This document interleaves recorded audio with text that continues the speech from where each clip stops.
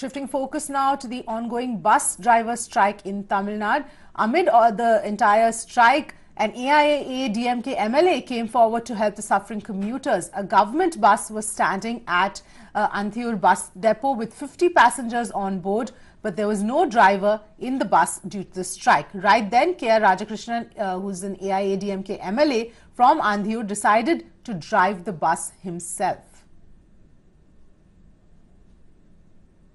Those are the visuals there of the MLA there driving the bus himself. Let's go across to Pramod, who's joining us on the phone line. Pramod, quite a statement there being made as the MLA drives the bus himself.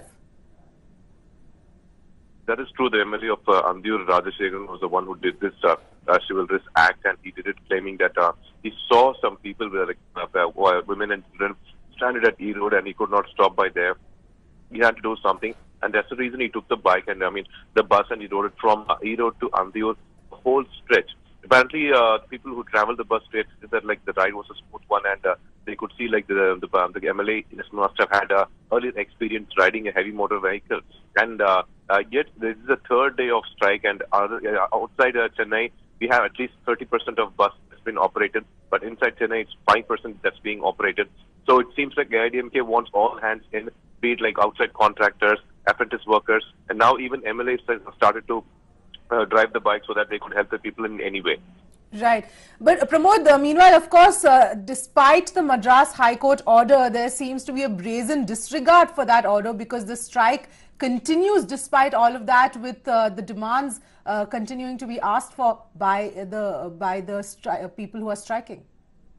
Exactly. On the one end, the Madras High Court has clearly stated that we have to, the strike is banned and the workers who were protesting should come back to work. But on the trade union side, they claimed that they were, as the minister tried to sign a different deal with others behind their back, that is the reason they had to continue the strike. And apparently, after the Madras High Court gave this order, only then minister comes out and speaks, and the minister stated that it was unfair on the part of the trade union workers to stop the bus then and there and ask passengers to get on, but that did not occur. What happened was that yesterday 6 p.m. all the buses returned to the particular depot, and then only they said that they will not accept any more passengers or will not drive the bus. So that seems to be a different story to what the minister has said and what the trade unions have said. But on the ground, the reality was these bus drivers and the conductors, they took back the bus to the depot, and then only they asked people not to climb in anymore, as the buses will not be operated.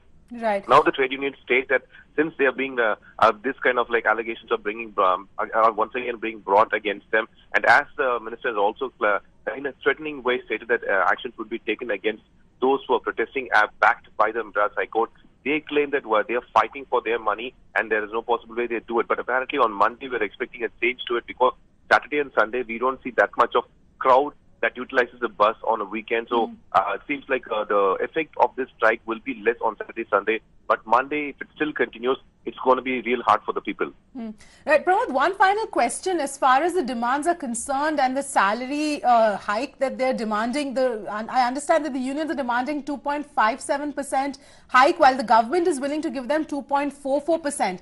And from what you're saying, there have been multiple rounds of talk, and there has still been no, they haven't been able to come to any conclusion regarding this. But as far as the amount is concerned, it seems to be a small amount that they're sort of not able to come to a conclusion over.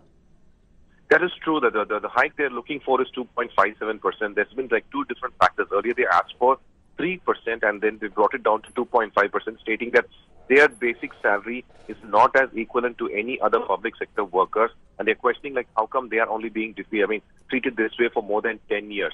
Now the transport minister, it's very apparent that the transport minister is in real trouble, because this is not the first strike he has facing. Back in 2017 also there was a major strike, that is in May, for the release of the funds that have been kept as arrears from the salary of the transport workers. Right. That is also being placed as the second one. So 7,000 crores the minister has to release right away, which is not being released. Not even a kind of guarantee is being given what would be done when and where. And this sticking to 2.44%, stating that the transport sector is under financial crisis. I would say the trade union say it is unacceptable, because it is one of the largest sectors that is being operated in Tamil Nadu, right, and they're questioning how this is under a financial crisis.